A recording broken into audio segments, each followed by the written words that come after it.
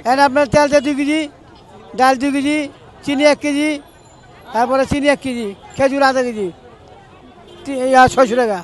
না কম কম, বাজার তো কম না, বেশ একটু আছে, একটু কম একটু পরে মনে করেন 20 টাকা কমতে পারে আস্তে আস্তে। পড়া কমই পাচ্ছি এখান থেকে, আমার অসুবিধা হয় না। অনেকজন মেয়েরা গ্যাঞ্জাম করলে তখন অসুবিধা হয়। বাজারে রমজানে আসার পর এই গাড়িতে কম, কিন্তু দোকানে বাড়তি।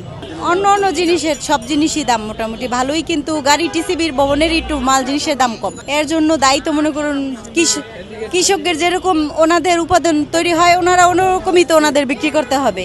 বাজারে অনেক দাম জিনিসপত্রের, কুলাইতে পারি না। হ্যাঁ, তো ভাবলাম যে 2 টাকা যদি কম বাস পায় তাহলে আমাদের একটু সুবিধা হয়। সবাই তো চাকরিজীবী। ওই যে আগের যে ইয়ারা ছিল না, ওই যে আওয়ামী লীগের লোকজন ছিল, তারা তাই বাড়াইছে, সেটাকে এখন সরাইতে পারতেছে না মনে হচ্ছে সরকারে। উনি যেন জিনিসপত্রের দাম কমায় দেয় বা জনগণ যেন খাইতে পারে, তারপরে গরিব মানুষের যে খাইয়ে বাঁচতে পারে।